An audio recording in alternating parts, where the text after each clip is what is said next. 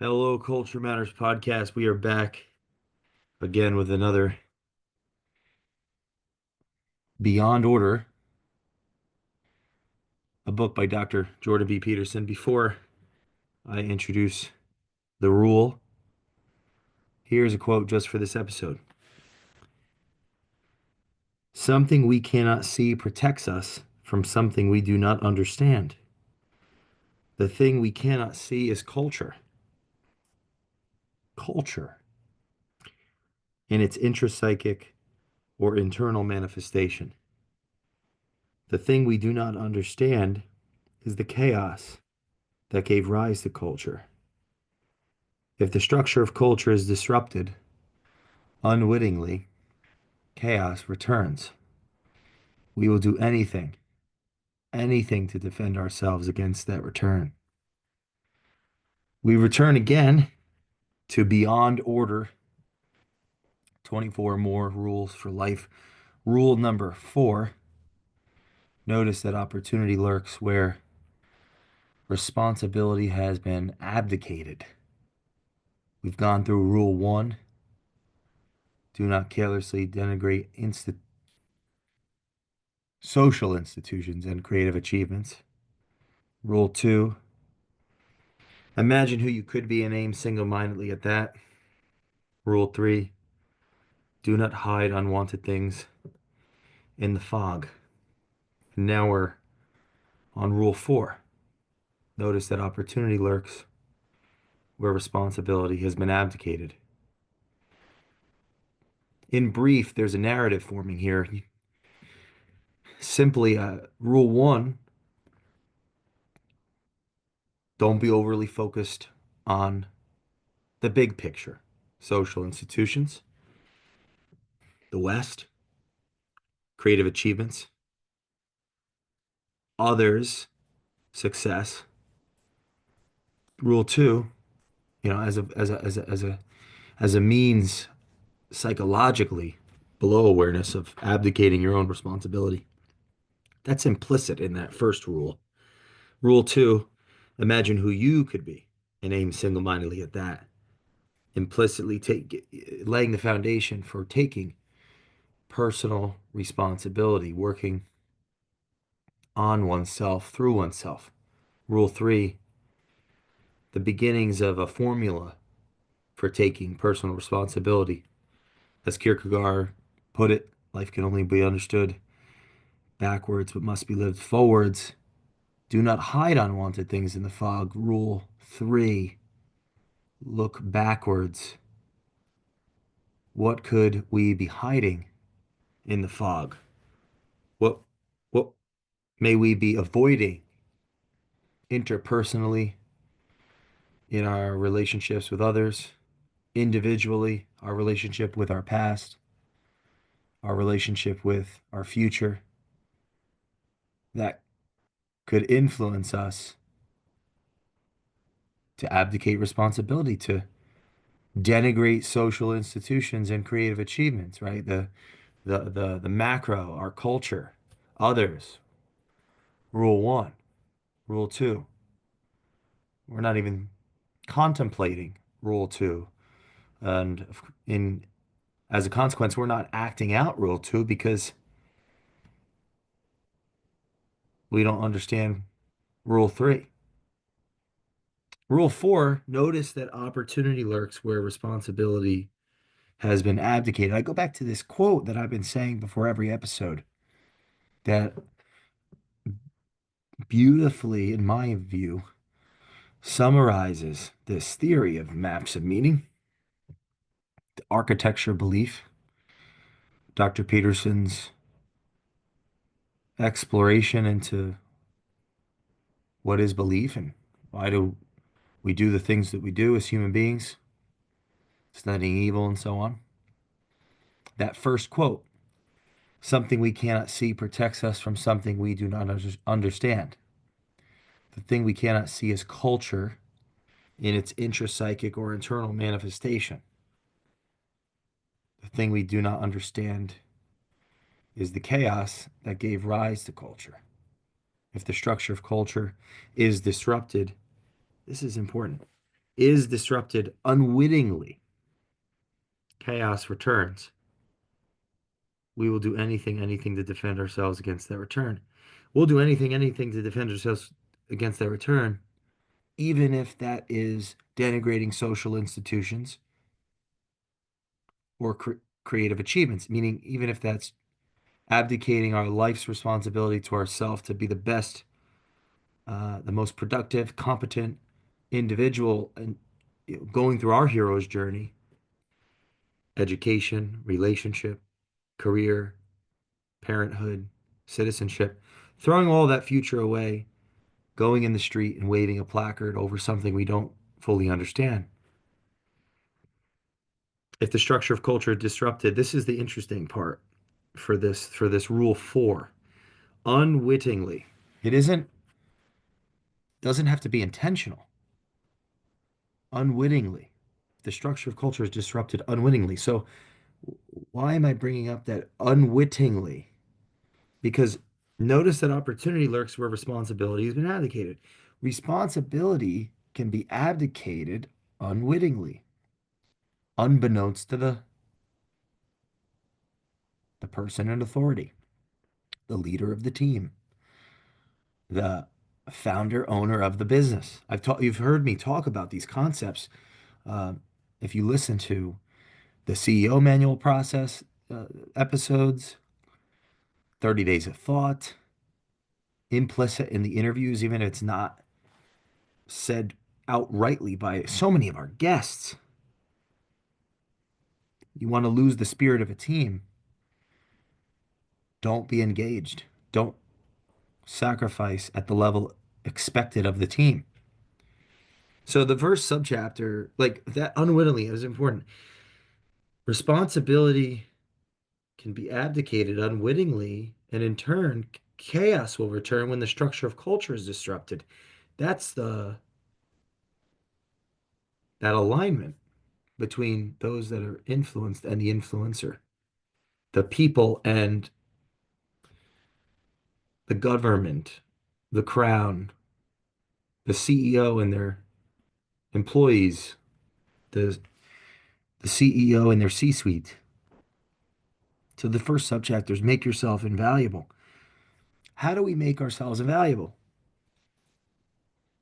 We go all in.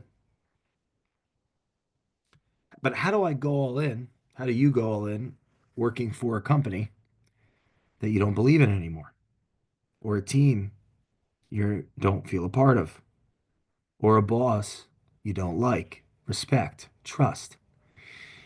Well, you could disengage. You could check in, but not really work. And that's a strategy. But the call to action in this rule, in rule 4, is to show up. So like, and there's an argument, like one of the subchapters about, the relationship of guilt, shame, and conscience. I might not be bought into the company. I might not be bought into the mission. I might not even know any of it. And I may not respect my boss. But my boss might be completely disengaged. And in turn, I could disengage. I could clock in, get paid, and not do my fair share, but my conscience will know. It's not like I'm creating more opportunity in that culture, in that organization by checking out. And the argument is if you check in and you go all in, opportunity will lurk where responsibility has been abdicated. Boss has checked out. Boss isn't all in. I don't respect them. I can disengage or I can engage of a higher order, bring more to the table, and opportunity will knock. That's implicit in this chapter. Opportunity lurks. Dr. Peterson did a taught this lesson at the top contractor school in 2025 in January, and he spent about 20 minutes on the word notice. Notice. What we notice, and this is the last subchapter in this text, I believe it's happiness and responsibility, and what we notice has a relationship with our aim. What we notice has a relationship with the relationship we have with ourself today and ourself tomorrow. Ourself today associated with our impulse, the impulses that we're challenged with, short-term orientation, and ourself tomorrow, which has a relationship with our goal, our goals, our desires, how clear we are on what we want to accomplish, why, who we want to be, why, how we think we'll get there, what actually happens in between that. And then the known and the unknown and known, the unknown in between that, the known and unknowns in between that journey, which is a bedrock of this maps of meaning theory. The known, the unknown, and the intermediary, us, the individual. But what we notice has the relationship to do with our aim, because we will notice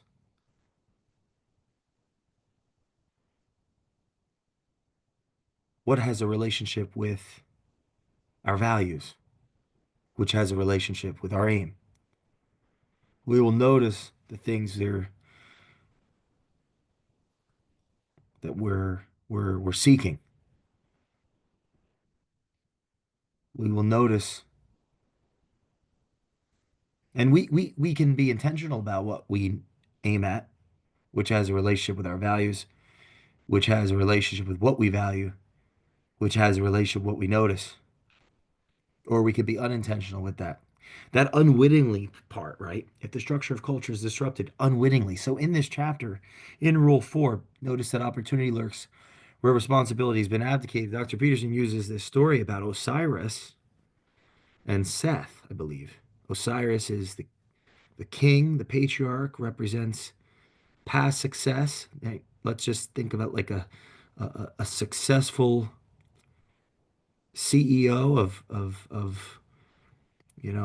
of the past, or maybe you could look at, um, I'll use the founder to CEO journey, a successful founder, that Keynesian animal spirit, we're go, go, go, we're growing, growing, growing. We're all in, we're all excited, we're paying attention.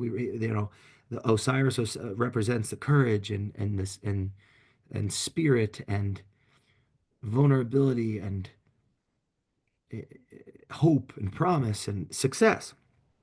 But then the success is achieved. Now there's an opportunity to stop doing what we once did to actually get successful, right? We want success, and we're willing to sacrifice, we're willing to aim, we're willing to sacrifice, we're willing to put in the work, we're willing to struggle.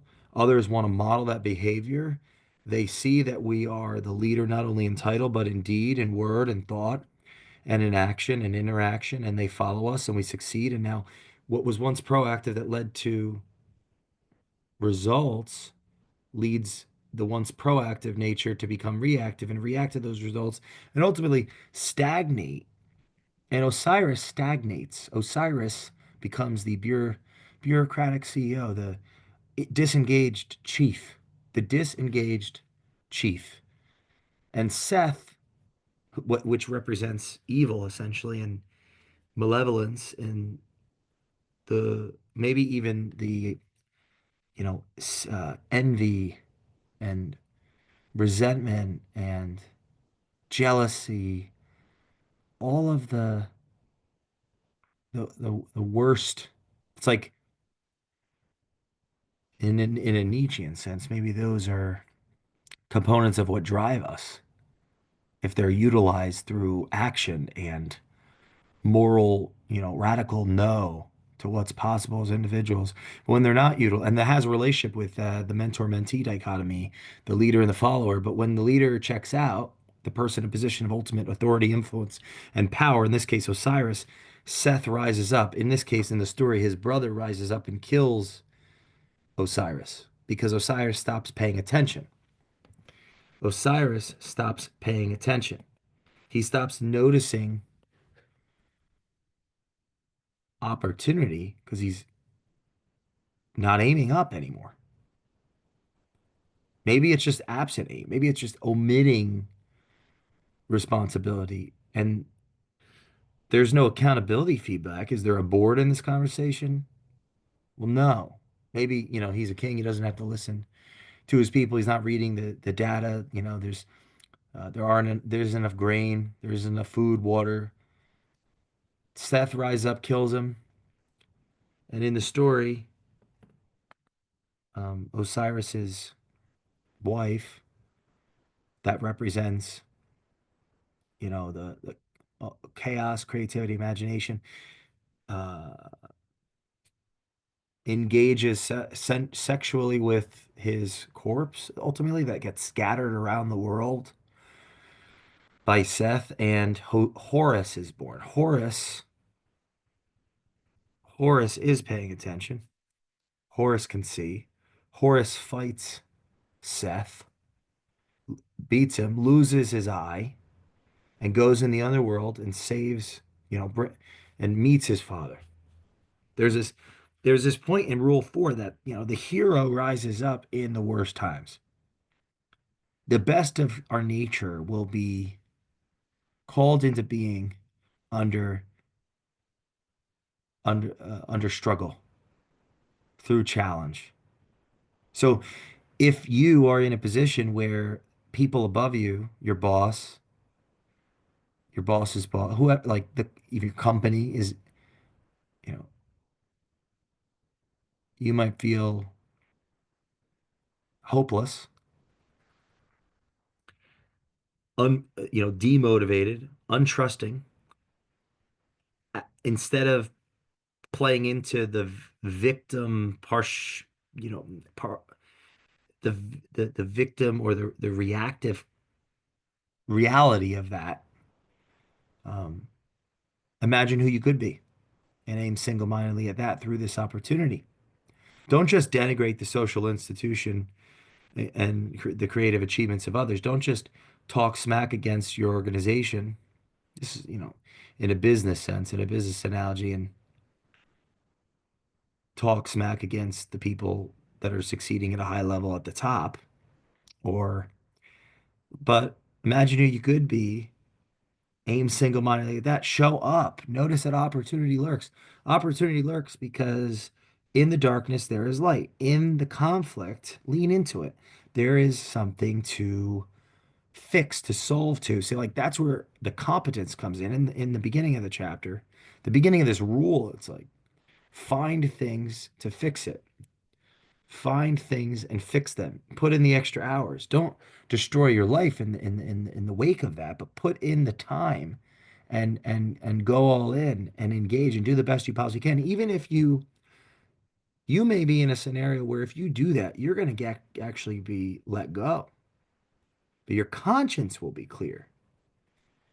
And the speculation, even implicit in all this work around maps of meaning, is that, do not hide your gift under a bushel. And you might go through some thorns and be drugged through some tough times, but in the end, you're going to be compensated for your character. You're going to be compensated for following your conscience. You're going to be compensated for living in the truth, telling yourself the truth. And you don't want to self-deceive. This goes back to do not hide unwanted things in the fog. If you think everything is corrupt, the system is corrupt, and you do nothing, then your brain will have to rationalize a narrative to keep things at equilibrium. And eventually that'll drive you off in a bad place. That'll drive you to a bad place.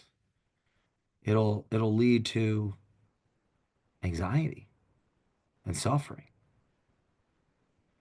resentment, and deceit as a consequence of self-deceit, arrogance even, because now your idealized self and your realized self aren't in alignment.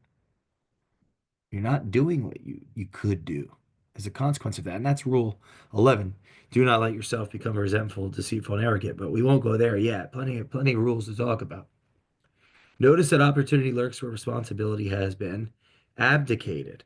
Don't abdicate your responsibility to yourself and the bigger cause just because other people are doing it, or other people above you, because if you do that, you miss the opportunity to actually, like, replace them, even if it's not in that specific medium, specific company, specific context. The future you will thank you. And in this rule, it's like there's a battle between you today and you tomorrow. Now, Osiris, maybe part of why he stopped paying attention was, well, if there's a battle between me today and me tomorrow, there's a sacrifice in me for to get to partner with me tomorrow. And if I'm at the top of the hierarchy, I can live in pleasure. I can live in the moment. I don't have to sacrifice as much. I don't have to have a new goal. I don't have to because with a goal comes sacrifice. I want to be here. I want to do that. Well, then what am I giving up? Which is the testing of the values. And so in the absence of the goal, in the absence of aiming higher, then there's the absence of sacrifice, the absence of values being tested. Now the leader, their actions are not in alignment with their words and their thoughts.